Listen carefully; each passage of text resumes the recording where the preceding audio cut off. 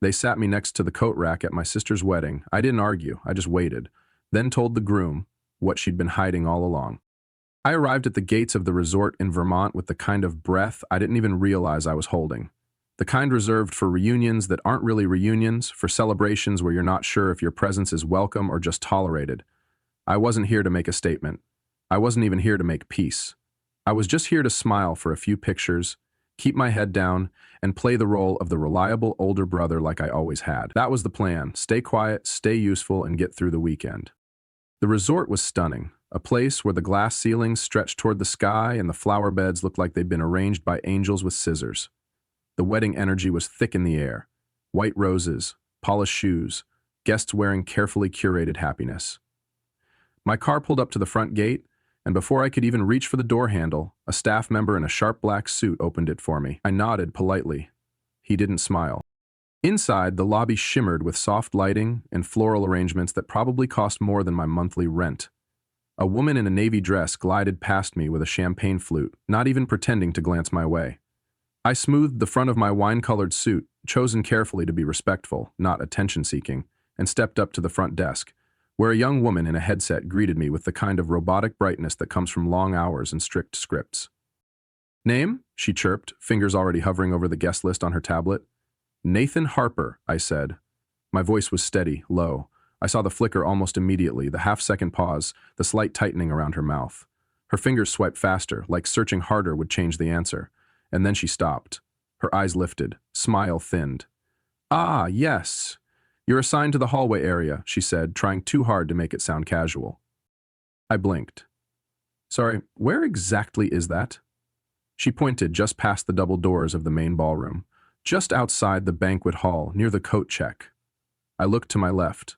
Sure enough, a small table had been set up in the corridor, against a wall of dark wood paneling, right beside the rack of wool overcoats and sequined shawls. A single place setting sat there, surrounded by nothing but silence and second-hand perfume. I turned back toward the seating chart, the one posted on a golden easel beside us. My parents, Mr. and Mrs. Harper, were listed at the head table, seated beside Eliza and her soon-to-be husband, surrounded by friends and close family, colleagues, bridesmaids, childhood neighbors, but not me. "I don't see my name," I said quietly, eyes scanning again. The woman gave me another smile, this one more awkward than polite. "I'm afraid not. This is the assigned spot." My chest tightened, not from anger yet, but from that old familiar sting, the one I'd been trained since childhood to suppress, the one that whispered, "Maybe this is your fault, maybe you're expecting too much." Still, I nodded. "Thank you," I said, with the kind of practiced calm that I knew how to wear like a suit. She handed me the name card. "Nathan Harper, Table H, hallway area," gold letter. Elegant script, pretty paper, still felt like a slap. I walked toward the coat check slowly, my shoes clicking lightly against the marble floor, and I couldn't help but think, this wasn't a mistake. It was a message. I just hadn't figured out yet what it meant, but I would, and when I did, they'd finally see me for who I was. Not the background character, not the forgotten son, not anymore. I hadn't even made it halfway to the coat rack table when I saw them. My mother, Caroline, standing beside Eliza, fussing over the veil like she was arranging something sacred. They were laughing, light and carefree, like nothing in the world could disturb their picture-perfect moment. For a second I thought about letting it go, pretending it didn't matter, but I couldn't. Not this time. I walked over, kept my voice low. "Mom, can I talk to you for a second?" She didn't look at me. "Not now, Nathan. Can't you see we're busy?" Eliza's eyes met mine, sharp, deliberate. There was a flicker of something behind them, and it wasn't surprise. I swallowed the heat rising in my throat. "It'll just take a minute," I said again. Caroline sighed, clearly annoyed, and stepped away from the bridal bustle. "What is it?" I held up the place card. "I've been seated in the hallway." Her reaction wasn't confusion, it was indifference. "We had to prioritize close family," she said flatly. I blinked. "I am close family." Her lips curled into something that wasn't quite a smile, wasn't quite pity either. "Oh, Nathan, don't make a big deal out of this," Eliza chimed in, her voice sugar-laced and polished. "I'm sure it was just a mix-up. Weddings are hectic, you know." But her eyes glinted with satisfaction, like she wanted me to know this wasn't an accident, Like this seating, this message had been intentional. I looked back at my mother, hoping for even the smallest flicker of awareness, of second guessing. But she just gave a tired shrug. Don't ruin your sister's big day, Nathan. You should be grateful you were invited. That word, grateful, hit harder than it should have. Grateful for what? For being treated like an afterthought? For being handed a seat by the Coates while strangers toasted champagne under crystal chandeliers? I didn't answer. Couldn't. My father appeared then, as if on cue, drink in hand, his voice low and dismissive. It's just a seat, son. Don't make it a thing. And there it was. The old choreography. My mother minimizing, my sister smirking, my father dodging conflict like it was his job. I'd seen this dance 1,000 times before. I used to think if I stayed calm enough, agreeable enough, invisible enough, they'd let me in. I used to believe that. But standing there in my press suit with my name card in hand, I realized they had never once looked at me and seen someone worth placing at the table. My fists clenched without meaning to, not in anger, in something colder, deeper. I gave a smile, thin, practiced, empty, and turned away before they could say anything else. Let them think I'd swallowed it again. Let them think I was walking away because I'd accepted it. They were wrong. I wasn't walking away to protect their peace. I was walking away to prepare mine. 3 years ago, I came home for Thanksgiving. It was the first time in a while Eliza wasn't there. She was in Portugal with some boyfriend of the month, probably posting photos of vineyards and rooftop cafes while the rest of us reheated turkey. The house in Albany felt quiet. Not warm, not nostalgic, just quiet. Mom had asked me to help dig up some old family photos for a memory album she was planning as a surprise gift for Eliza. I agreed without thinking. It felt like anything I could do to be part of something again. Something that might mean I was still included, still visible. I went up to my old room, untouched since high school. Same small bed by the window, same bookshelf still holding yearbooks and trophies no one ever asked me about. The carpet even smelled the same, a little like dust, a little like waiting. I found the photo box easily enough. It was in the same drawer it had always been, but then something else caught my eye. A narrow drawer in my mother's vanity, slightly ajar. I don't know what made me open it. I wasn't snooping. I wasn't looking for secrets. I think I was just curious. Inside was a small leather journal, light brown with gently worn edges, soft like something that had been touched often, held close. There were no locks, no names, just a plain cover and a quiet weight. I opened it. The first line stopped me. Eliza didn't cry on her first day of kindergarten. She turned, smiled, and walked in like a brave little doll. The next page. Eliza's favorite birthday was when she got the nurse outfit. She wore it for a week straight. And the next. Eliza loves my baked pasta on Thursdays. She says it tastes like comfort. Page after page, line after line. Eliza's milestones, Eliza's fears. It read like a love letter to her entire childhood, like a private memoir, like a mother trying to immortalize her daughter in ink. At first I smiled, genuinely. It was sweet, it was tender. And then I started flipping faster, skimming, searching, looking for a line that said, Nathan, a paragraph, a sentence, anything. But it wasn't there, not one mention. Not a birthday, not a scraped knee, not a single page. I don't know how long I sat there, knees on the floor, the journal open in my lap, my breath barely moving. When Mom walked in, she didn't look alarmed. She saw the journal and smiled lightly, almost fondly. You found Eliza's book, she said, like it was the most natural thing in the world. I wanted to remember everything. She was always so sensitive. I looked up. My voice was soft but cold. And me? She didn't blink. You were always independent. I didn't have to worry about you. That was the end of it. No apology, no pause, no realization. Just a simple statement of fact, as if that explained why I was nowhere in her memory. As if being strong meant being invisible. Something broke in me that day, not loud, not sharp, just quietly. The kind of break you don't notice until later, when everything feels just a little too far away. I don't remember standing up, I don't remember closing the journal or setting it back in the drawer, but I remember how my legs felt like they didn't belong to me when I walked downstairs that day. How everything in the house felt colder. Not in temperature, but in texture. Like the wallpaper was watching. Like the air had turned brittle. We had dinner that night, turkey, cranberry sauce, mashed potatoes, the usual. Mom made her jokes, Dad grunted his approval, and no one noticed the quiet in me had deepened. I said the right things. I helped clean up. I played the part. But something had shifted, and I knew it. I left 2 days later and never mentioned the journal again. But it followed me everywhere.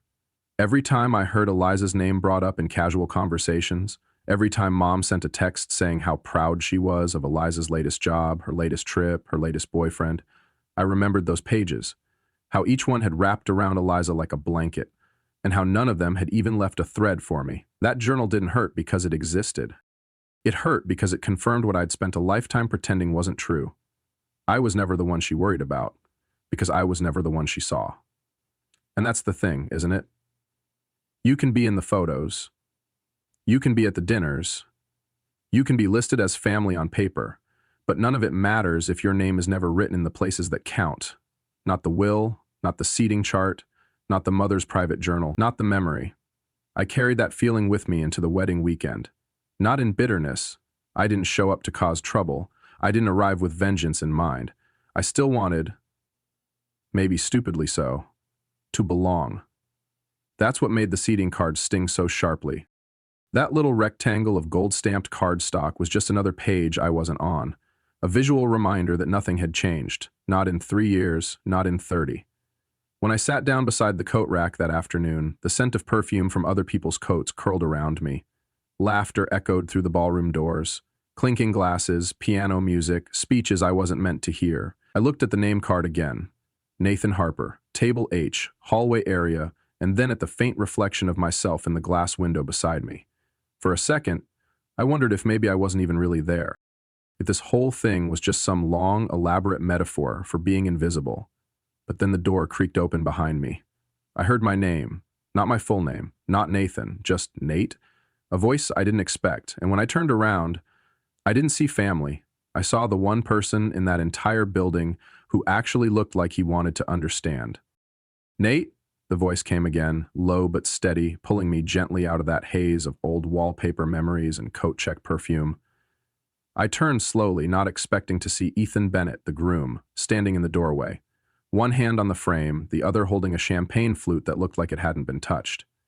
He was in a perfectly tailored tux, but his bow tie hung loose, and his expression wasn't one of wedding joy. It was tension. Quiet, tightly wound tension.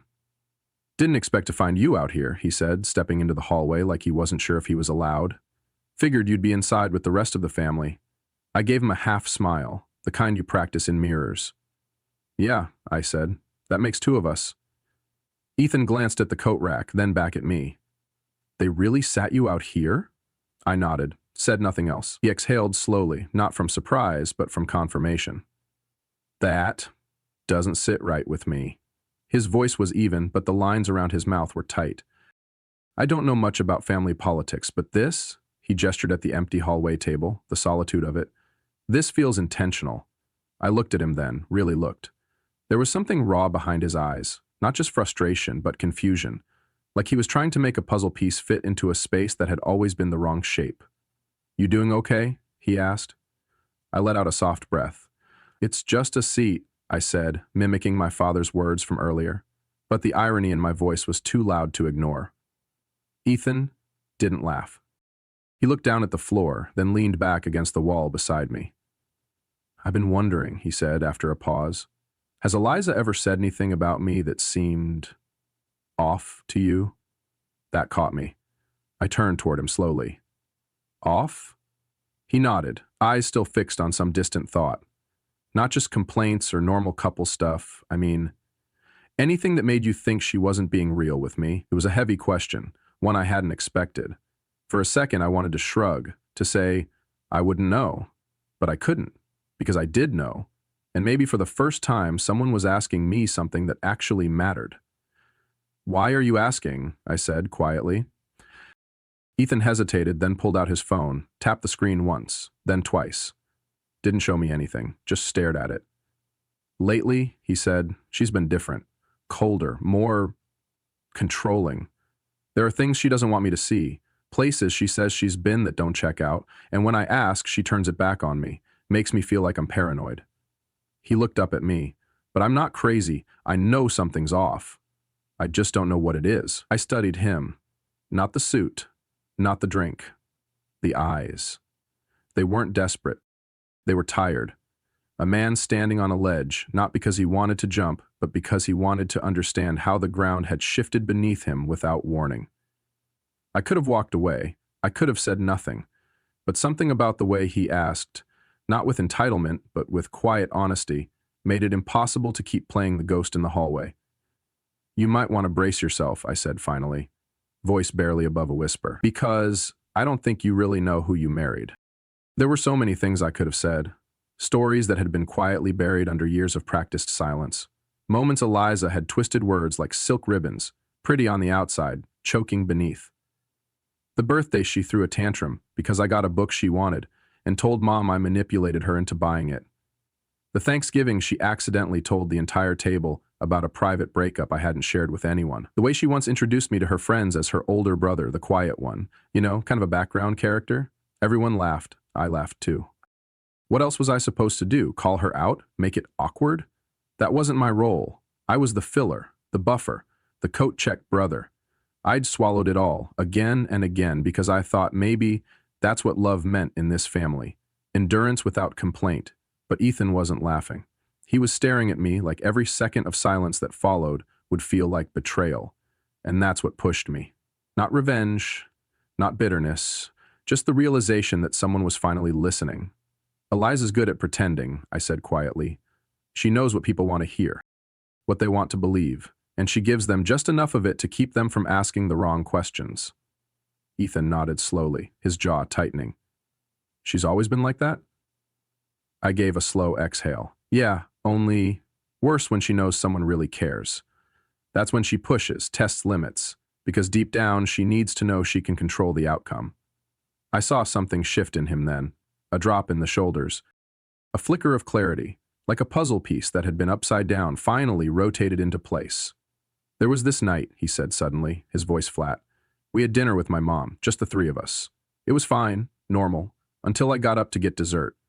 I came back and Eliza had that look, you know, that perfect smile that somehow feels like it's holding a knife." I nodded. I knew it well. Later that night, she asked if I thought Mom would give us the lake house someday, just out of nowhere. He swallowed. And then she said something about how women like Mom always feel guilty for not giving their sons enough. Like she was already building a case. "That's Eliza," I murmured. "She doesn't wait for things. She scripts them." Ethan looked down at the phone still in his hand. I should have seen it. I kept telling myself she was just nervous about the wedding. "But it's more than that, isn't it?" I didn't answer. I didn't have to. The silence between us did it for me. And then came the sound, heels on marble. Purposeful, sharp, a new presence entering the hallway like a breeze that knew exactly where it was going. We both turned. Celeste Bennett, Ethan's mother. She stood at the edge of the corridor, holding her phone, not smiling, not scowling, just observing. And somehow, even without speaking, she made the air change. "If you're still unsure," she said, her voice calm, "then maybe your mother can help make things clear." She stepped forward and handed Ethan the phone, and just like that, the silence ended. Not because it was broken by noise, but because it was about to be replaced by proof. The hallway wasn't meant to hold truth. It was designed for transitions, for coats, for murmurs, for polite glances before rejoining the curated magic behind the double doors. But now, it was about to become the starting point of a conversation that had been waiting years to be spoken aloud. Celeste led us down a narrow corridor that connected the ballroom to a small private conference room. The walls were lined with framed photos of the resort's golden past. Black and white weddings, ribbon cuttings, award galas, smiling people frozen in moments of triumph. None of them had any idea what it felt like to be walking through this hallway, not toward celebration, but toward unraveling. Ethan walked beside me, silent but with a resolve I hadn't seen earlier. His fingers tightened slightly around the phone Celeste had given him. He hadn't let go of it since she handed it over, like it had somehow become his new spine. I could feel his anger, yes, but more than that, I felt the grief under it. The betrayal of not just love, but narrative, of realizing the version of his life he thought he was living had been ghostwritten by someone else. We entered the room. It was cold, not in temperature, but in feel. There was a long wooden table, polished to a perfect sheen, and a few chairs already arranged. Celeste stood behind Ethan as he sat down at the head of the table, her hand resting lightly on his shoulder. I took a seat to his right. The only sound in the room was the hum of the air conditioning and the distant echo of laughter from the ballroom. It might as well have been coming from another planet, and then the door opened again. Eliza stepped in first. Her heels clicked confidently against the tile, her makeup still flawless, her smile carefully reapplied. But her eyes were different now. Not cold, not cruel, alert, watching. Calculating, she knew something was off. Caroline came in right behind her, her brows furrowed in confusion. "What's going on?" she asked, her voice pitched higher than usual. "Why are we in here? What is this?" Eliza said nothing, just scanned the room. Then she saw the envelope. A crisp white rectangle sitting square in front of Ethan. Her eyes narrowed. "What is that?" she asked. Her tone tried to stay level, but I heard the hit. Ethan didn't flinch. "It's a petition to annul the marriage," he said, voice calm but clear. "I've already signed it." Silence. Sharp, full, immediate. My mother gasped. Eliza took a step back, her lips parting but no sound coming out. For the first time in a long time, she looked like someone who didn't have the script. "You're joking," she said, trying to sound amused. "Right? This is a prank or something?" Celeste stepped forward, her voice steady as glass.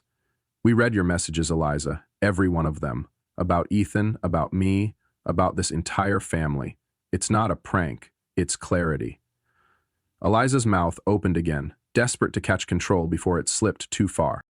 But Ethan spoke next, and his voice for the first time wasn't just steady, it was steel. "You said I was easy to mold, that you were training me, that after the wedding you'd find a way to make me dependent, that this house, this name, this life would be yours." Eliza froze. No spin, no defense, just a flicker of something behind her eyes that almost looked like fear, or worse, recognition. Eliza stood motionless, as if the words still hovered in the air like smoke she couldn't wave away.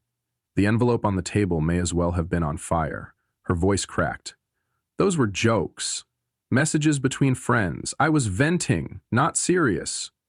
Celeste gave a short, bitter laugh, the kind that didn't bother softening the blow. "And the divorce consultation you filed last month, was that a joke too?" Eliza's head snapped toward her. "What? That's not... Someone told you?" But the answer was already clear on Celeste's face. It wasn't a guess, it was knowledge. "You really thought no one would notice," Celeste said, her voice not loud but devastating in its precision, "that you could manipulate your way into this family and out again with what you wanted, all without consequence?" The door creaked again. A new presence entered. Heavy footsteps, quiet weight. My father, Robert Harper. He looked around the room like he'd walked in on the second half of a play he didn't know he was cast in. His eyes fell on Eliza, then on my mother. "What's going on?" he asked. "Is this true?" Eliza's lips parted, but no words came out. She had nothing left to spin. No clever pivot, no audience. Robert turned to Caroline, my mother, and asked again, slower this time, "Did you know?" Caroline's voice came out thin. I didn't think she would actually..." But he cut her off, not with volume, just finality. "You never think. You never look." And then he turned to me. For the first time in what felt like years, he actually looked. Not past me, not through me. At me. "Nathan," he said, and his voice was rougher now, slower. "I'm sorry." I blinked. Not because I didn't hear it, but because I'd never imagined I would. I'd been quiet too long, he continued. I let things slide because I didn't want conflict. I told myself keeping the peace was the same as doing what's right. But it's not, it never was. My mother said nothing. She didn't have to. She knew it too. "You were right about her," he added, nodding toward Eliza. "About everything." I didn't respond. I didn't know how. Part of me had stopped believing he had a voice at all, let alone one that could carry that much clarity. But the sound of it, that low, gravel-lined truth, was more grounding than I ever expected. Eliza's expression shifted, from stunned to cornered. "You're taking his side?" she spat, gesturing toward me like I was some stranger who'd just arrived. "The son you barely even talked to? You're turning on me over a few dumb messages?" Ethan's voice cut in, low and sharp. "Don't call them dumb. They're not just words. They're who you are when you think no one's watching." "You don't understand," Eliza said, her voice rising with every word. "I love you, Ethan. I I didn't want to lose the chance to build something stable. What's wrong with that? Celeste raised a single eyebrow. If that's what love looks like, preparing a divorce before the ink on your wedding license dries, then I'm relieved it didn't work. Eliza turned toward me, desperate now, eyes burning. This is your fault, she hissed. You've always been jealous, always waiting for a moment to take me down. You never let me have peace, not once. I stood still, not shaken. Not anymore. Eliza, I said, quiet but clear, you did this to yourself.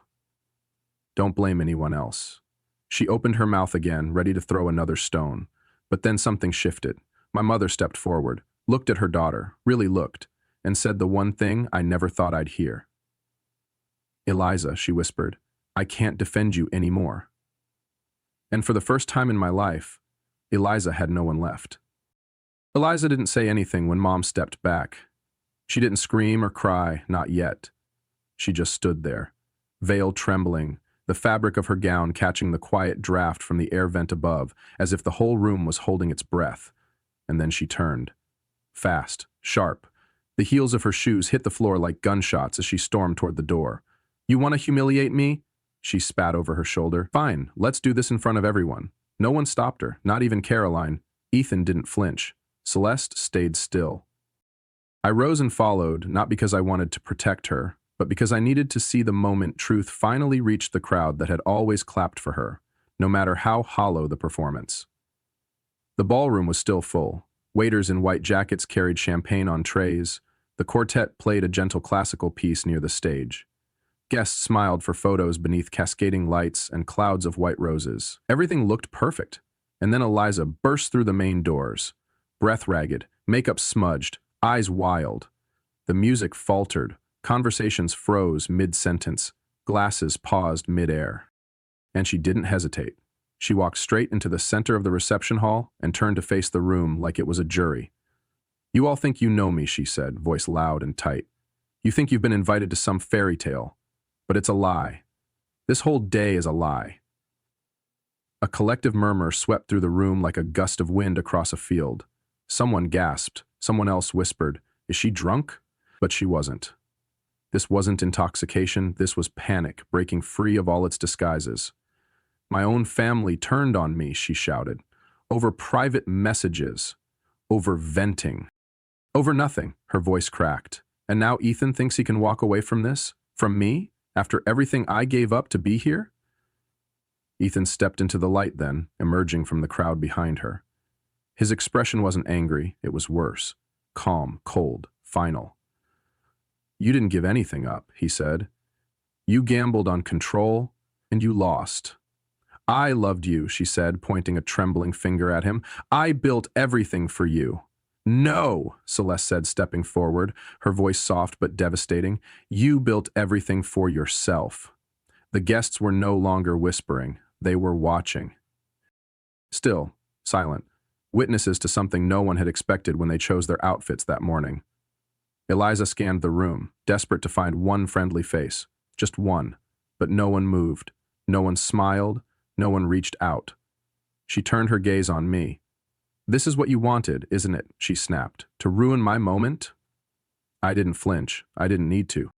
I didn't ruin anything, I said gently. The truth did that all by itself. And in that moment, as the lights of the ballroom flickered gently over her tear-lined face and her once impeccable gown, Eliza Harper, the self-crowned queen of this day, realized she was standing alone on a stage she no longer controlled. Eliza stood in the middle of the ballroom, chest heaving, mascara starting to blur at the corners of her eyes. Her breath came in short bursts like she was trying to scream but couldn't find the right words anymore. Behind her, the music had stopped. The quartet had lowered their bows. Guests clutched their glasses, unsure whether to move or to stay rooted like statues. You all believe this? She shouted, spinning slowly to face the crowd. Own accusation and that's it? That's all it takes? Her voice rose higher. You think I'm a monster? You think I planned all of this just to, what? Steal a house? A few people shifted uncomfortably. One woman near the cake table gently set her glass down without taking a sip. A man beside her whispered something into his wife's ear, but no one answered Eliza. No one defended her. No one even nodded in sympathy. She was begging without realizing it, and everyone saw it. He's lying, she yelled again, pointing toward Ethan. He's been brainwashed. My brother filled his head with poison because he's always hated me. I stayed quiet. There was no victory in this, no satisfaction, just clarity. A long overdue exposure of a truth I never wanted to weaponize, but one that had finally stood up on its own. Ethan looked at her with something that wasn't anger. It was sorrow. You said you loved me, he said softly, but you were already planning to leave me. That's not true, she snapped. I was scared, okay? I just didn't want to be abandoned again. Her voice cracked on that last word. For a moment, just a flicker, I saw something real in her face. Not performance, not strategy, just fear. But it vanished almost as quickly as it came. You can't do this to me, she said. We made vows. Ethan didn't move. He reached into his suit jacket and pulled out the same white envelope. This is the annulment contract, he said, holding it up like a verdict. And I signed it. Eliza's face went pale. Her lips parted like she wanted to argue, but nothing came out. Celeste stepped forward and gently placed a hand on her son's shoulder. Let's go, she said, and they walked, past her, past the stunned guests, past the wedding cake and the ice sculpture and the towering floral centerpieces. No one stopped them, no one called out. The only sound was Eliza's breathing, shaky, sharp, unraveling. She looked around again, wild-eyed. Mom, she whispered. Caroline didn't move. She stood near the back, clutching her purse, eyes rimmed with red.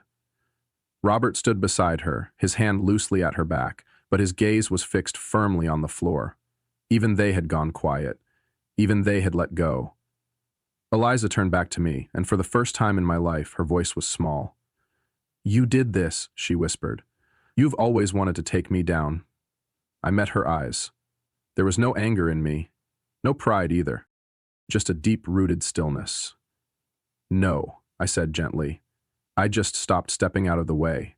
And in that moment, as chandeliers flickered overhead and the guests of her perfect day watched in stunned silence, Eliza Harper finally realized what true isolation felt like.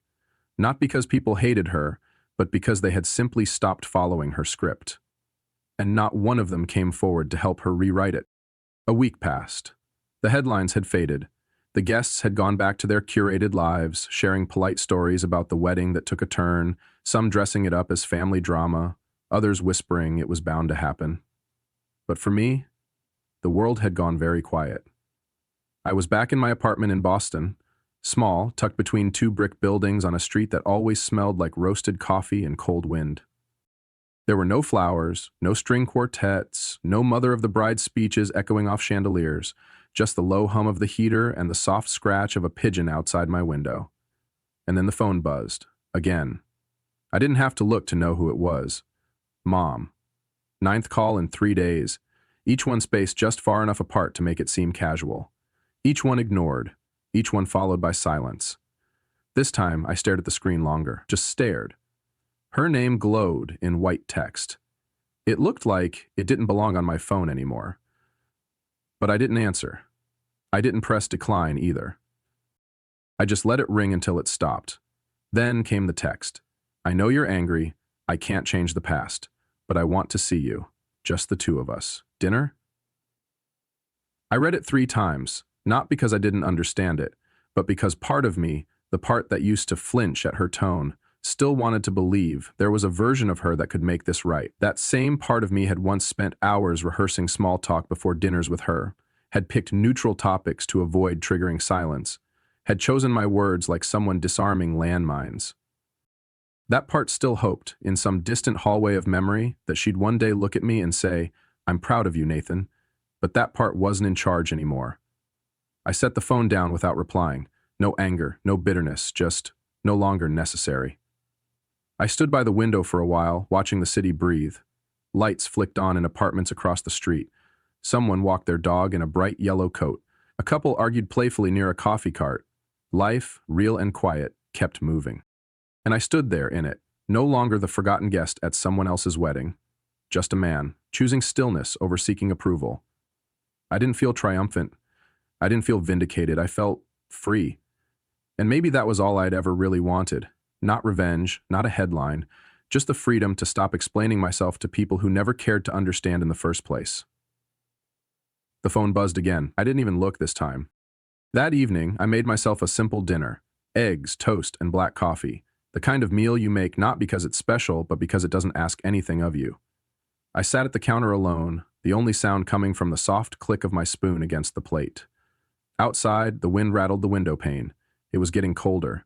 Boston in late fall always made me think of transitions, of years ending, of people packing up before snow buried their doorsteps, and for the first time, I let myself think of a place I'd always dreamed of going. Maine.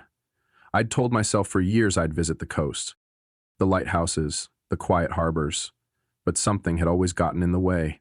A birthday dinner, a family gathering, a wedding, obligations disguised as affection. I opened my laptop, typed Maine in November into the search bar. I didn't overthink it. No grand gesture, no symbolic moment. I just clicked the button, book trip, 2 days, a cabin by the sea, 1 suitcase, no phone calls. It felt small, it felt enormous. I sat back in my chair and for the first time in a long time, I smiled without effort. Then, as if summoned by the silence, the phone buzzed again. This time, the screen lit up with a name I didn't expect. Dad. I stared at it, thumb hovering. He hadn't called me in months, not outside the occasional group message or half-hearted voicemail on birthdays. I hesitated, then pressed accept. Nathan, he said. His voice was slower than I remembered, rougher. I'm not good with words, you know that. I didn't respond, just let the silence hold space for him. But that day, at the wedding, when you spoke, when your mother saw who Eliza really was, I think for the first time she understood how alone you've been all these years. My throat tightened. He paused. Whether you forgive us or not, I just want you to know I was wrong. I see it now, and I'm sorry. I closed my eyes, no tears, no anger, just a calm so still it almost hurt. Thank you, I said quietly. But I don't need an apology anymore. He didn't answer right away, and maybe that was for the best. I just need freedom, I added. And I've finally given it to myself. That night, I pulled the old family photo album from the shelf, the one with the red leather cover and gold-pressed corners. I didn't burn it, I didn't tear it up. I just placed it gently into a box, closed the lid, and slid it to the back of my wardrobe. Not erased, just retired, an era, folded and put away. I wasn't angry anymore, I wasn't waiting anymore, I was packing light. Maine was waiting, not as an escape, but as a beginning. Not all families gather around love. Some gather around obligation, around tradition, around carefully rehearsed roles where love is implied but never spoken. In families like that, silence isn't peace, it's a price, and some of us have been paying it for so long, we don't even realize how much of ourselves we've handed over just to stay in the room. Nathan's story is not loud. There are no slammed doors or courtroom battles or grand finales set to music. His story is quieter than that, more dangerous, more relatable. It's about being invisible while standing right in front of people you once thought were your home. It's about what happens when you finally stop mistaking survival for belonging. And maybe that's what makes his story so powerful, because for every Eliza who screams in the middle of a ballroom, there's a Nathan sitting by the coat rack, wondering if he's the only one who sees what's broken. There's a strange kind of grief that comes from not being hated, but being overlooked. You're not cast as the villain, you're just not cast at all. No one fights you, they just forget to invite you. And in a way, that's harder, because it makes you question your own worth long before you ever question theirs. But the moment Nathan stood up and told the truth, not to win, not to wound, but simply because it was time, is the moment everything changed, not just for him, but for everyone in that room. The truth didn't destroy his sister, her lies did. The truth didn't divide the family, their silence did. And the truth didn't make him cruel, it made him free. When we talk about courage, we often imagine someone charging into battle, fists clenched and roaring. But sometimes, courage looks like a quiet man, booking a trip to Maine after saying no to the 9th call from his mother. Sometimes, courage is walking away from a table that's only ever offered you scraps, and finally learning to cook for yourself. Nathan didn't need revenge. He didn't need applause. He didn't even need their remorse. He just needed space and peace, and the permission to write himself into a life where he didn't have to earn love like a favor. If you've ever been the one seated near the edge, on the outskirts of attention, affection, inclusion, know this: you are not alone. And more importantly, you don't have to wait for someone else to move over. You can stand up. You can speak. And you can leave the party early if the music was never meant for you in the first place. Because family isn't just who shares your blood, it's who sees you. It's who listens when you speak softly. It's who doesn't make you beg to matter. Nathan found that family not in who he left behind, but in who he became. He didn't burn the bridge. He just stopped setting himself on fire to keep it warm. And that's the kind of ending worth living into. Has there ever been a moment where you realized someone else's love came with conditions? Or a time when walking away wasn't selfish, but necessary? We'd love to hear your story in the comments below. If stories like Nathan's move you, if they remind you of something buried or something blooming inside you, consider subscribing. We tell the stories others leave out. The quiet ones, the true ones. You deserve to be seen. You deserve to be heard. You deserve to belong. Welcome home.